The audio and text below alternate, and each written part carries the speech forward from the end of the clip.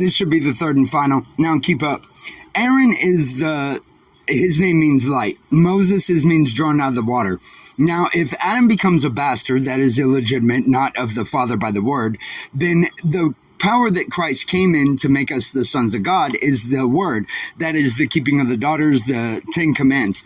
Now, Melchizedek means righteous king of peace, or righteous king, and then from Salam, that later become Jerusalem, God's city of peace, is the 10 Commandments. The 10 Commandments are a peace offering unto God, therefore a peace offering unto all the world.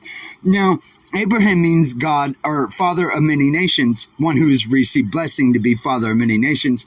Now, when you look at that Aaron is a priest before the Lord, walks before the Lord our God always, well, then is it that Aaron is Melchizedek? Yes, in a way.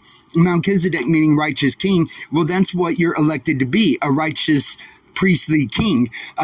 You are an elected peculiar generation, hand selected after God's own choosing, says Peter, a royal priesthood after God's own choosing. Therefore, you are elected to be king and priest, but you have to, of course, stay a prince, son of man until the other side. It was good enough for Christ. It should be good enough for you. To say you're a son of God is kind of to jump ahead because you know not the end or how you will hold. Never judge a man faithful until after his death. That is, he dies to self or dies, goes to prison, takes beating, stands in the word of God. As Peter said, them that have suffered in the flesh have overcome sin. Well, that's what Cain was to do, but he did adultery on the word, thus adultery to his brother, killing him and taking his wife.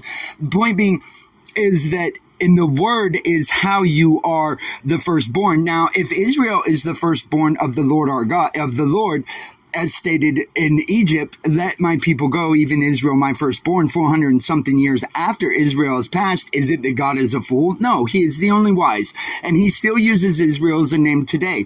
And it's still his firstborn. And that's every man that is reborn unto God. Therefore, he holds the covenant. Well, to hold the covenant is to be under the Father. The Father is the covenant keeper. Therefore, the Father is the covering. Therefore, when you ask, he's using Melchizedek as a representation for you, because if you become reborn, if you hold to the word of God, you're counted as firstborn. Why? Because you put God first, and therefore reciprocating back to you your own faith, you are the firstborn. It is why Christ is the firstborn from the dead of many brothers to come. That is everybody that's reborn, because God is unveiling more as we go along. Well, Melchizedek was an unveiling for Abraham, clearly. And therefore, since we keep Abraham's word, we keep the Father's word, therefore we are, in essence, worshiping the word, because the word is the only thing you know of the Father. As Moses said, therefore you can't say the word's not God.